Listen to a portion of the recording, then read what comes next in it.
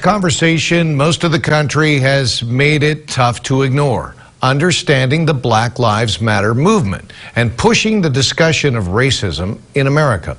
While many have taken to social media to show their support, several want to keep the momentum alive. 17's Vanessa Dillon spoke to local psychologists and church leaders to get a glimpse of how people can engage in a productive dialogue and be part of positive change. Look for those opportunities, engage in them, even if you're uncomfortable. It's a conversation that has to be had. As more time goes by, the louder the conversation gets.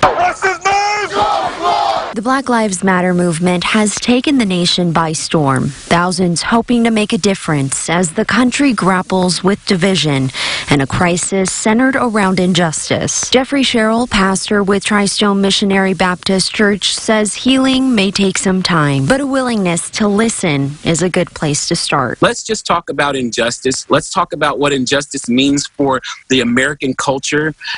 Is injustice keeping people from being able to access the American dream?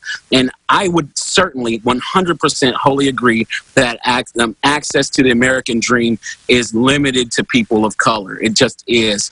And so that's a conversation that has to be had. Dr. Dwight Norman Jr., a licensed clinical psychologist in Bakersfield, says the long-term effects of systemic racism is one that some may never understand. As far as the psychological piece of racism, there's many things that I feel it contributes to. One that comes to mind is the idea of being oppressed, not having the same rights and available resources as the next person just because you look different than them. But that doesn't mean people have to remain silent. Norman says finding a lasting solution starts with education. The education is very important. I believe conversation should be formulated like, hey, there are individuals out there that look very different than us.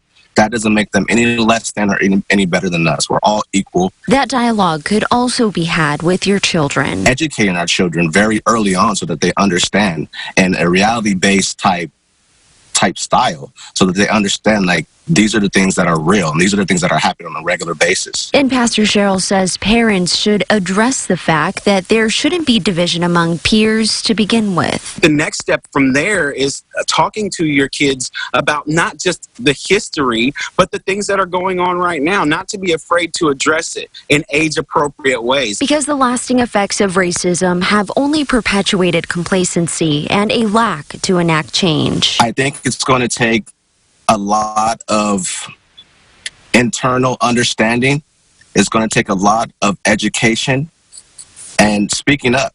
Everyone has a voice. A long-term solution may take some time, but a step in the right direction may be easier than you think. Find different things and organizations that are having the conversation in your local communities. Make sure that you're reaching out to different clergy members, to different leaders within the community to get a perspective that you may not share. In Bakersfield, I'm Vanessa Dillon, 17 News.